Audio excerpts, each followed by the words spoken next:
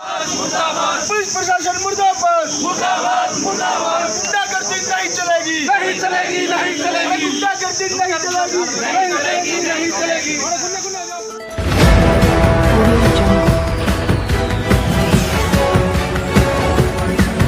नमस्कार, मैं हूं श्याम सुंदर। आप देख रहे हैं जनता शक्ति यूट्यूब चैनल। आज आसी के अंदर जो लघु सचिवालय के बाहर धरना लगा। जी नमस्कार। नमस्कार सर।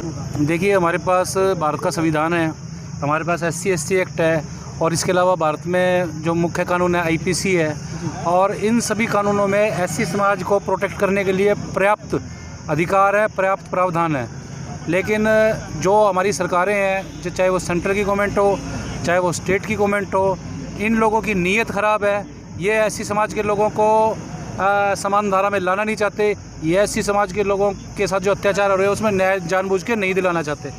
ये चाहते हैं कि मनुस्मृति के टाइम में, आज से सैकड़ों साल पहले जो मनुस्मृति का राज था, वही राज दोबारा आ जाए और SC समाज के लोग, जो स्थिति इनकी 100 साल पहले थी, 200 साल पहले थी, जिस तरह से इन्होंने मनुस्मृति के हिसाब से शूद्र में चौथे पायदान पे हम लोगों को रखा हुआ था, ये चाहते हैं आज भी वही ज़माना आ जाए।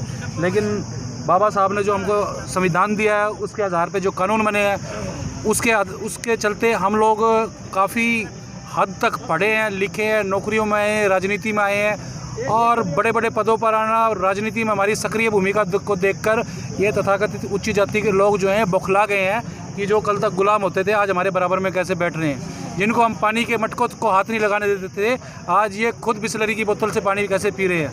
ये चीज़ इन लोगों को हजम नहीं हो रही, और इसी के चलते ये लोग आज अत्याचार का ग्राफ इतना ज़्यादा बढ़ रहा है, जबकि संविधान के 73 साल के बाद ये अत्याचार का ग्राफ कम हो जाना चाहिए था।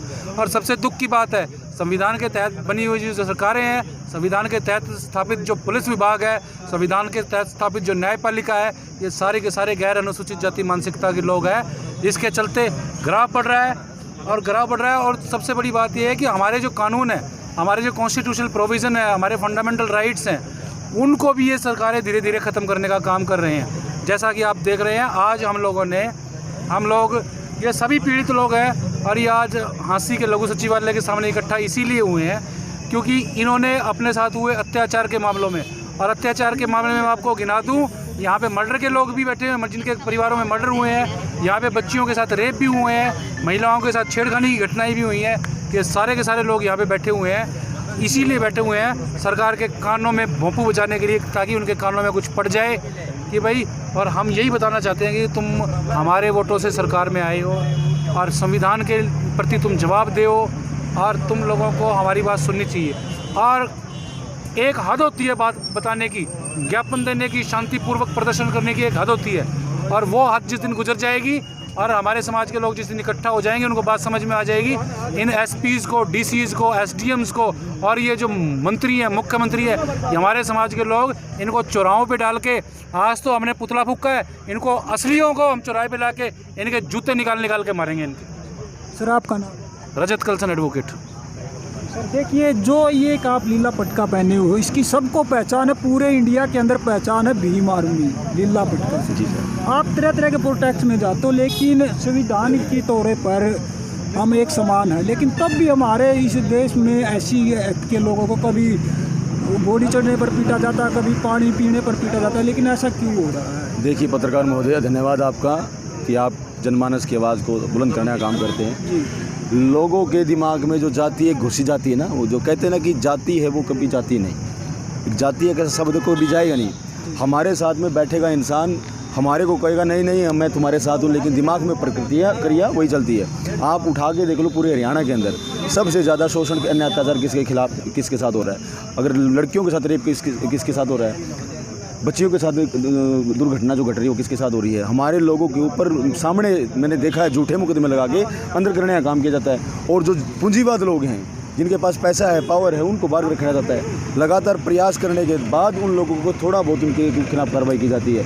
ये सर सारा का सारा प्रोपगंडा जो हमारे जो जैसे लोग हैं वो आगे खड़े होकर अपनी बात को रखते हैं, इसलिए कि सारा जो SC/ST का एक्ट है इसको कमज़ोर किया जाए और ये पूरा तथ्य बना के सुप्रीम कोर्ट के सामने पेश किया जाए, कि ताकि देखिए कि इस 90 मुकदमे हैं, इसमें 100 मुकदमे, इसमें 90 मुकदमे खारिज हुए हैं, ये झूठे थे। तो ऐसा भी प्रोपगंडा इनका चला हुआ है। लेकिन ये बहुजन समाज के लोग हैं जो समय समय पर काम करते हैं, महिलाओं के सम्मान में, बुजुर्गों के सम्मान में, युवाओं के सम्मान में हम काम करते हैं। हम लोग अब ये मुहिम जो चलाई है आज माननीय अधिवक्ता रजत कलसन जी ने, ये हम अब रुकने नहीं देंगे। हमारे लोग, मैं जैसे कि हिसार में देखता हूँ, सच्चा मुकदमा झूठा करने का काम किया जाता है। पीछे आपने देखा होगा एक सेक्टर 1-4 की घटना में 2 महिलाओं को पीटा गया, मुकदमा बिल्कुल सच्चा, लेकिन वहाँ के डीएसपी ने उसको खारिज करने का काम किया। जब जाके फिर हमने एक आंदोलन शुरू किया, बड़ा आंदोलन किया हमने, तब जाके वो दोबारा से धाराएं उसमें ऐड करी गई।